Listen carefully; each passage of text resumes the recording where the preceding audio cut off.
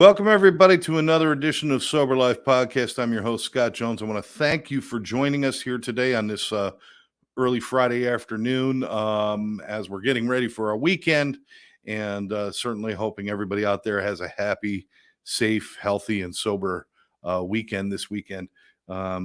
We spend a lot of time on the Sober Life Podcast talking about recovery journeys, addictions, mental health issues. If there's anything that you would like to bring up, any topics, certainly reach out to us on our Facebook page, or you can certainly go to our YouTube channel and leave a message there as well.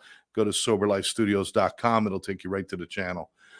Beyond that, we're going to be bringing guests here every Friday at 11:30. If you're watching this in a repeat, please just like this and subscribe. Share this with your friends.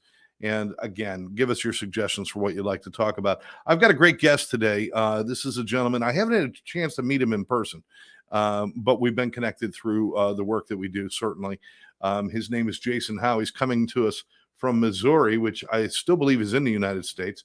We're still in the United States and Missouri, right? I believe we are. Yeah, I believe we are.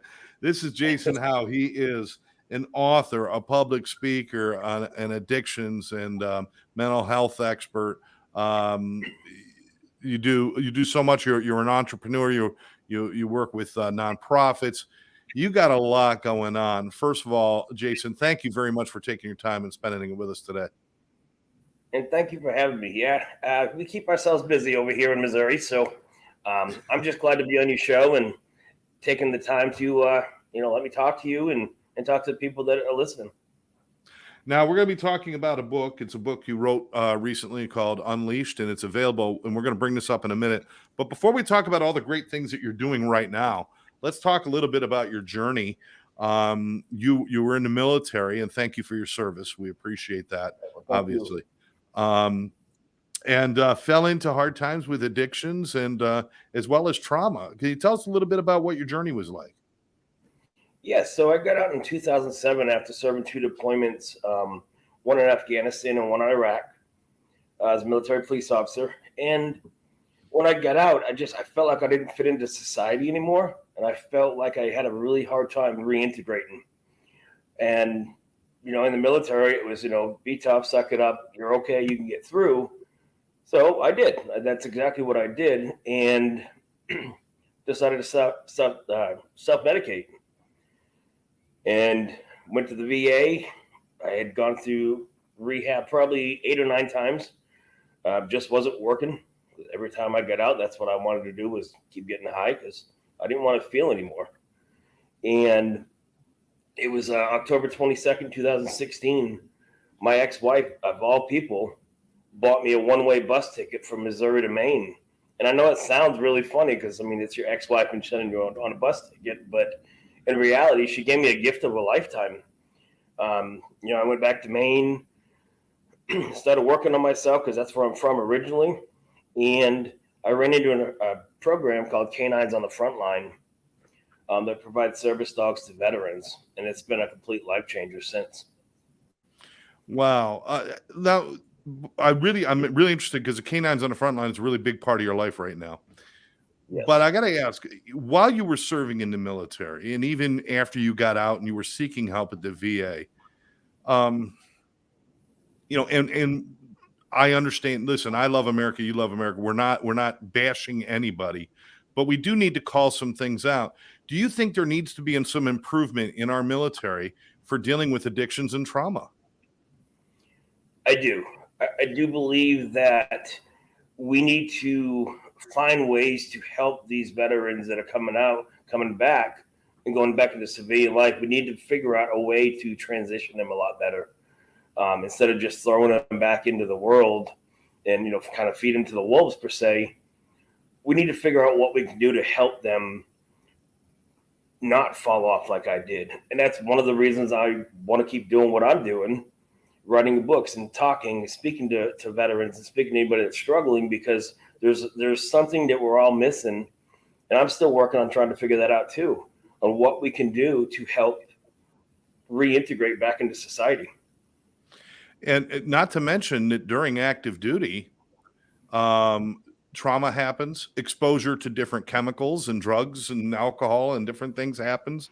We understand that as a way to decompress, and it is a way to self-medicate because of things that are going on. Right. No, absolutely. Are there any protocols in place to deal with things during active service, to deal with trauma and everything else? They do have programs, but there's also certain jobs. If you announce that you're having issues, they're going to disarm you. So therefore, if you're working military police, you can't talk about that because now you're talking to therapists and you have an issue, so you should be holding a gun. So everybody holds it in, and you just kind of keep it hush hush and do the best. Now, I do know nowadays they are working on getting better, able to be open minded, but it's still in your system and it's still in your mind that if I talk about it, I'm not going to really be able to do my job, and they're going to send me and do something else. Yeah, that's a shame because that's kind of held over your head. I don't want to lose my rank, my position, what I've worked for, anything else. And I know that happens with first responders as well, with policemen, Right. firemen, medical professionals, that if I speak up and ask for help, I could lose my spot, in the car or on the truck or even in my office, in a medical office. So that's something that I don't have the answer for it. And I'm not bringing it up like, here's the big answer, because I don't. I just recognize we got a long way to go, don't we? We do. We do. I think we've made progress, but we still have a very long way to go. And I think just the more people that do come out and talk about what they went through and really emphasize talking is what's going to help make things better. And it's going to be more aware that the world's going to be more aware of, hey, these people are struggling. If they're asking for help, get them the help they need, but let them still do their job. Now, you dealing with your issues coming out, reintegration, without any kind of trauma, without any kind of addiction, that in itself can be difficult. Going from a military life to fitting into community again, that's a tough transition, isn't it? Even if you don't have any other problems. It was. And in the beginning of it all, when I got out, I'd be driving down the road and I'd see trash on the road, on the side of the road, and I'd immediately think it was an IED. And I would freak out. I'd start sweating. I would start shaking. And now it's been since 2007. I'm a lot better now that I don't have that as bad because I had to work through it. But it took me a while to not feel like I was still overseas fighting a war, that I was here. And honestly, what changed that stuck? I felt like I had a battle buddy. Okay, so you went to the VA. They put you in some treatment programs or helped a little bit. And as you said, didn't work. What changed in you? What changed in you that allowed you to succeed in recovery and starting to repair the damage and rebuild your life? What was it in you specifically? Because I know it's different for every person. What motivated you? I grew up, playing sports. I was an athlete. I knew what my life could look like. And you ask my wife, I'm very stubborn. I'm very hard-headed. So when I was going through my struggles, I knew there was still something in me. And what gave me my motivation too was my kids. I wasn't seeing my kids anymore. And it just ate me up so bad. I knew I had to do something so I could be the dad that I needed to be to my kids, and they needed their dad back. So what it was is stubborn positivity, I guess you could say. And, just fighting that way through the grind. I was very active in sports and I was very good in sports. So put that mindset, just like I did in the military when I was fighting a war, you can get through that stuff. You can get through what you're going through right now. You just got to work the steps. Wow. So, thank goodness you had the children as we'd call them an anchor, I guess, is trying to if I don't do something, I'm never going to be able to be the dad I want to be. And I fully understand that because that was a huge motivating factor in my recovery was, I know everybody says you got to do it for yourself, but wherever that starts, it really doesn't matter. Eventually it becomes about being a better you. But if it starts with, I'm doing it for the kids, that doesn't matter. What's that? You got to at least start somewhere. And yeah. Absolutely. So, I mean, my boys know that I'm back. I have them back. They have me back, but it also, and now what I'm doing now is working on me so I can go out and help more people, because that's what it's all about. It's about the people that we're trying to relay this message and help others that are struggling, so they don't have to struggle as much as we did. Absolutely. Absolutely. So now, you found recovery. Um, your wife was with you during this transition, or did you meet her afterwards, or where did she come in? I met her after. I actually met her through dog training. She had seen me on Facebook and asked if I would train her dog, and trained her little beagle with her son and my son, and the rest is history. Here we are. So, Well, all because of the congratulations. dog. Thank you. So you found canines for the front, or canines on the frontline.org pretty early in your journey, right? I did. I had moved back home to Maine in October of 2016, and I found Canines on the Front Line in December of that year. So I found them within 2 months, but I didn't get to go to the program until April of 2017, which they handed me a dog. Her name was Kiki at the time. So I changed her name immediately. I did not want to call her Kiki. So her name is Sophie. She's named after a former St. Louis Blues hockey player, Vladimir Sobotka. And she's small, she's fierce. She was 2 days away from being euthanized in a kill shelter in Georgia when they rescued her. And in 2021, she won a national award for Service Dog of the Year. Wow. Did you immediately know that working with canines was an answer for you, or did you have to become convinced somehow? Did something happen?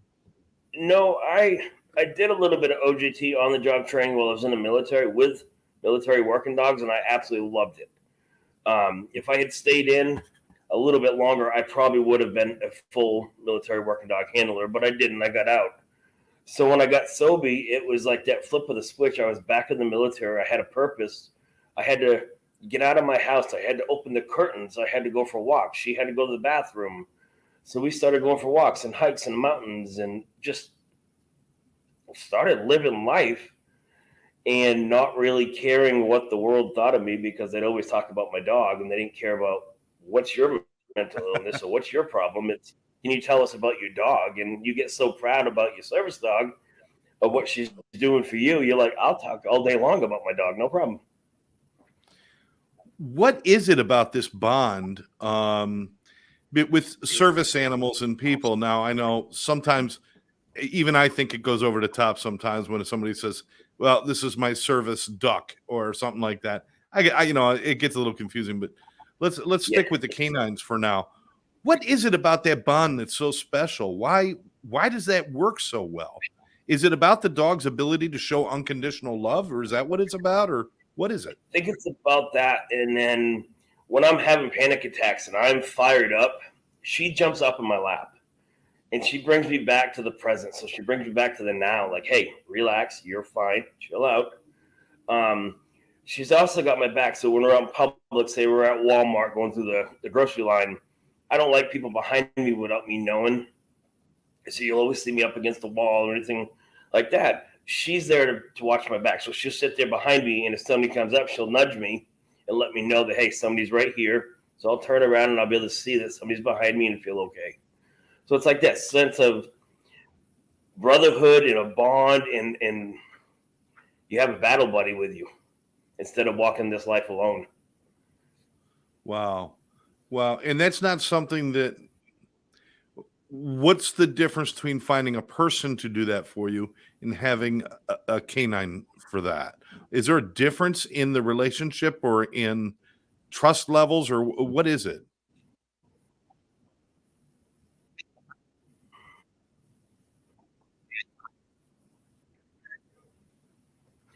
I think the trust level, especially with a dog, that unconditional love, and they're always watching you. They're always going to be happy to be with you, and all they want to do is ever please you.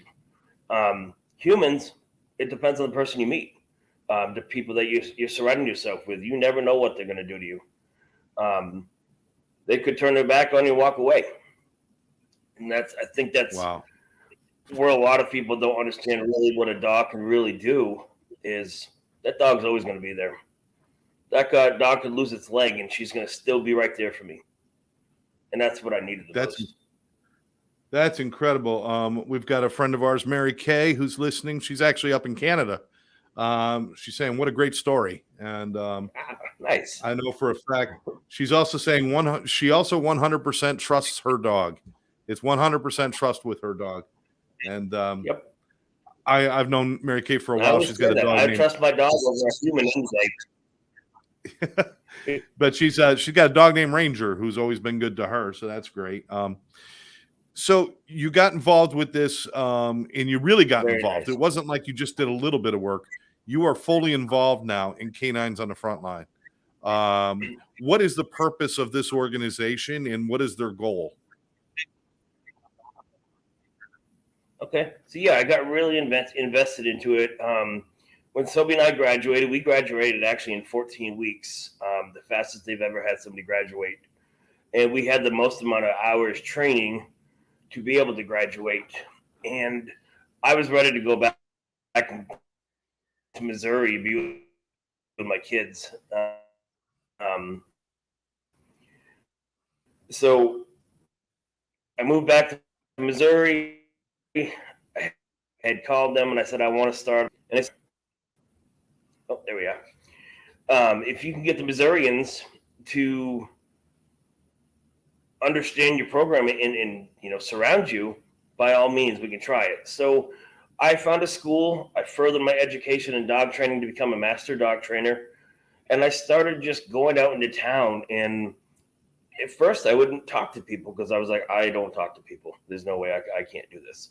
So if people come up to the tent, then I'd hand them a pamphlet or brochure. And the more I did it, the more I would chase people down when they were walking by. I'm like, no, come here. You got to hear about our story. And we grew so fast in Missouri that, from 2018 to now, we've won Missouri's Best 3 years in a row for Missouri's Best Nonprofit. We've helped over almost 200 veterans. And there's a lot of great organizations out there. Some will train the dog and then they'll hand it over to the veteran, which is usually a 2-year wait. I like ours particularly better just because if I waited 2 years, I wouldn't be here. So it's a brotherhood when we have like peer support group type thing, group therapy, that we're bringing the dogs and the veterans in together and we're training the veteran and the dog at the same time. So the bond is starting immediately. Oh, as opposed to doing all the training separately and then just handing off the dog. Yes. They're involved in the training itself. Yes. Yep.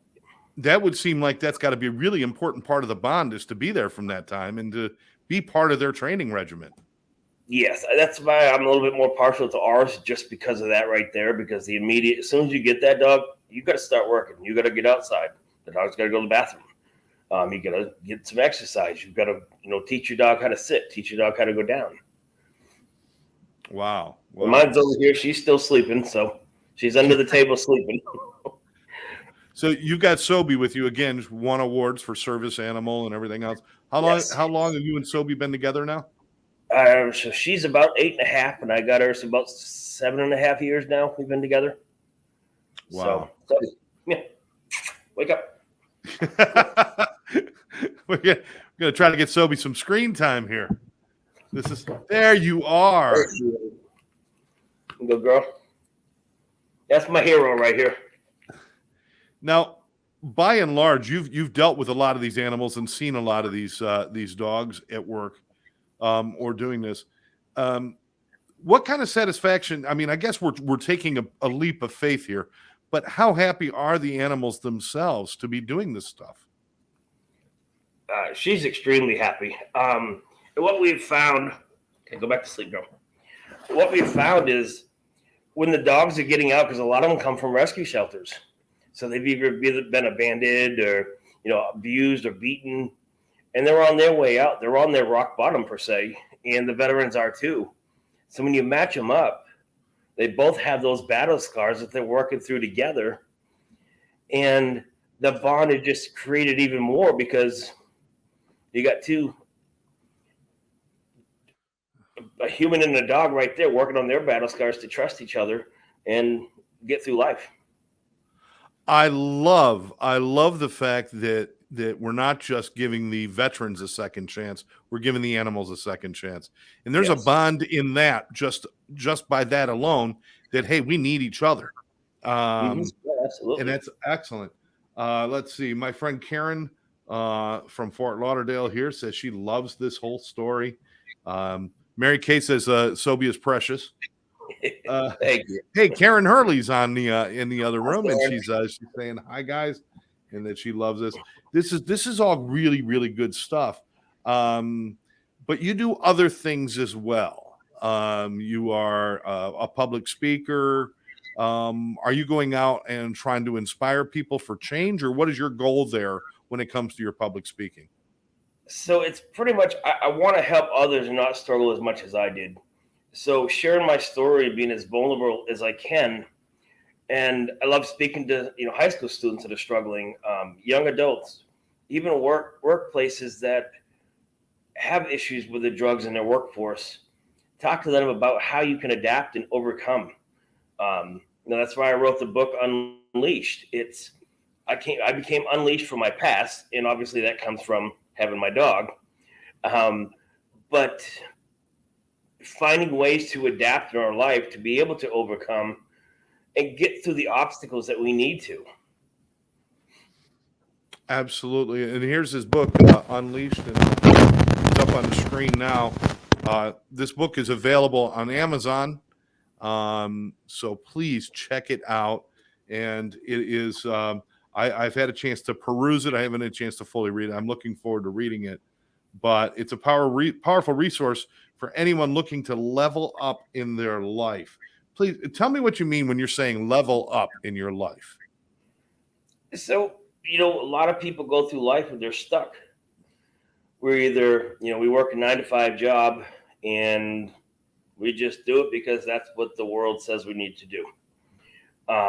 Working through this, there's answers, like there's worksheets in the back of the book that when you get done, whether it's addiction, mental health, or workforce, or your life in general, it's going to apply to all.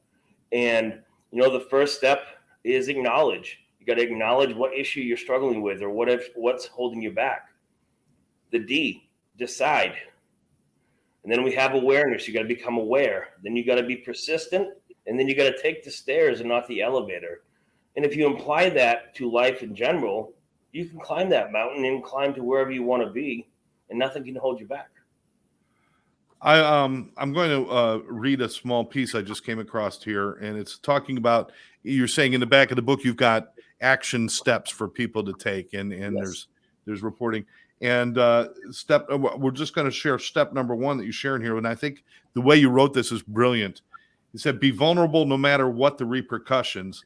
There may be unwanted consequences when you're open and honest with yourself and others. However, dishonesty will never allow you to move forward to become the person you can become. I love that. It's very straightforward, very easy to understand. And I love that. And I think that's what we need, is some people just need some instructions and some guidelines to try new things, right? And when we're going through addiction, what's the first thing we do? We lie, sneak, and steal so we can get what we want. And I think that was one of the biggest things for me coming through recovery, was being open and honest no matter what. Some people aren't going to like me because of it, and that's okay. They can't handle it. And that's something I have to continue, just being honest, because the real people are going to stay with you and help you. Now, it seems like you dedicated part of your life to serving us in the military, in the United States Navy, and we thank you again for that. I thank you again for getting involved in an organization like K9, K9's on the frontline.org, nonprofit, which you've brought to Missouri now. Yes. I thank you for doing that, because you're helping your servicemen, you're helping people with trauma, you're helping the animals as well. And I thank you for sharing your message. So you've really kind of come around full circle to constantly, everywhere you go, it seems like you're constantly trying to be in a position to better and help people. And you've Yes. got your wife involved in this too. Your wife wrote the foreword for this book. You say she's very supportive of everything you're doing and is a part of a lot of stuff you do. How important is it to have a partner in your life who shares your journey? I think it's extremely important, and I have two queens in my life now, my wife and my service dog. So, and I always tell people, I said, yeah, I had two queens, but going through my struggles doing it alone was tough. But it made me better to have to do it alone because it made me have to work on things. Now that I have her, like she said, I would never have written a book if it wasn't for her. Just she pushes me to be the best that I could be each and every day, and I'm forever grateful for it because I was just satisfied working with the canines on the front line, but I knew I had more to offer to people. I just didn't want to take that leap of faith. And we have things to offer in relationships and in friendships and in those in partnerships. A lot of times when people end up in a position where you and I have been, where we're traumatized, we're addicted, we feel like we probably don't carry a lot of worth in the world, or in certainly no worth in relationships. But to understand we have so much to give because of our journey, where our mess becomes our message, and everything that we do has purpose. Was there a revelation to you when you realized I can be happy and can have a good life and can have good relationships? Was that like a revelation for you? It was. Some people in the past have never come back and they probably won't. But knowing where, after the military and then going through the life struggles, and to know where I'm at now, to look back, it's amazing because now I have that power and that gift to be able to help others that are struggling to go through the same thing, to let them know, hey, you can get to this place if you really want to. And it's absolutely amazing feeling. It really is. That's fantastic. If people want to know more about what you're doing, the Facebook page is probably a good place to start, or how would you suggest people learn about what you're up to? So they can go on our Canines on the Frontline Missouri page, which is on Facebook, or we also have a Facebook page called Unleashed, and you can find me on LinkedIn.